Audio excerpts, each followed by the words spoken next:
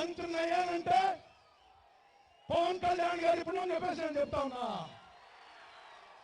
2014లో వాళ్ళు తెలుగుదేశం పార్టీకి మద్దతు ఇవ్వబట్టే నేను ఎమ్మెల్యే అయ్యాను, మంత్రి అయ్యాను. ఈ నియోజకవర్గానికి 2500 కోట్ల రూపాయల నిధుల్ని తెచ్చి అభివృద్ధి చేశా. తెలుగుదేశం పార్టీ అధికారం ఉందంటే పవన్ కళ్యాణ్ గారి యొక్క పుణ్యం. చంద్రబాబు నాయుడు గారి కూర్చి పవన్ కళ్యాణ్ గారి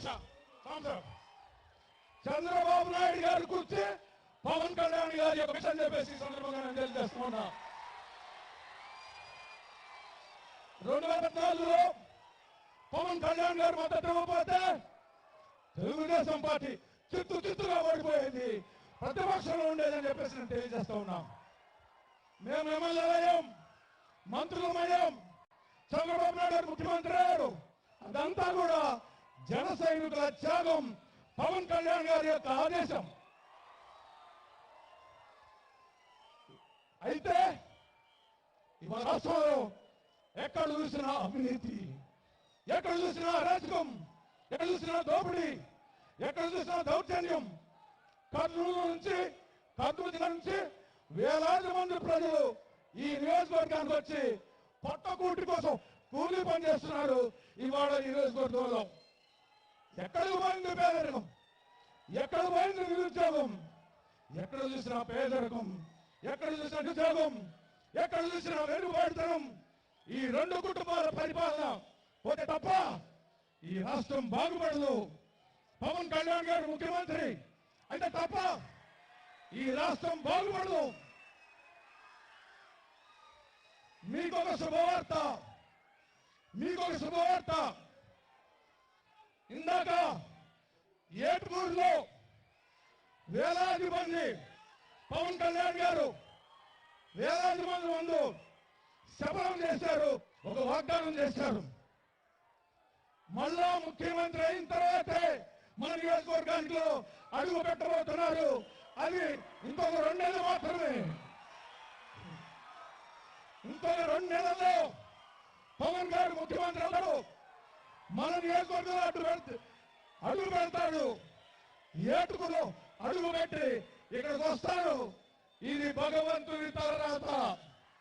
దీన్ని మార్చే శక్తి, దీన్ని మార్చేటువంటి యుక్తి ఏ శక్తికి లేదు, ఎవరికి లేదు.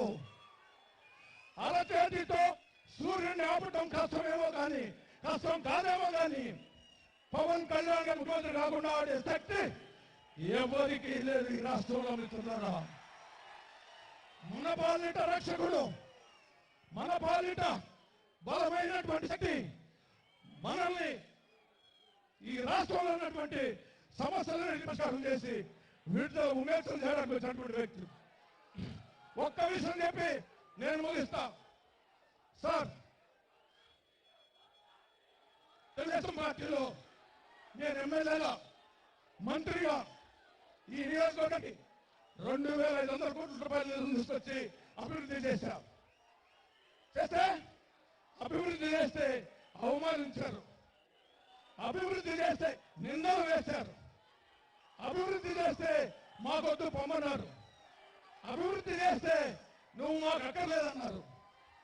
నేను మీ పార్టీలోకి వచ్చినప్పుడు, మన పార్టీలోకి వచ్చినప్పుడు అక్కడ ఎన్టీ రామారావు గారి విగ్రహం ఉంది. నేను జనసేన పార్టీలోకి వచ్చిన రోజున ఎన్టీ రామారావు గారి బొమ్మకి పాలాభిషేకం చేసి యావత్ దళిత జాతిని అవమానించారు తెలుగుదేశం పార్టీ కార్యకర్తలు. నేను పార్టీని వదిలితే పార్టీ మైలబడిందని పాలాభిషేకం చేసేస్తారు అక్కడ ఎన్టీ రామారావు.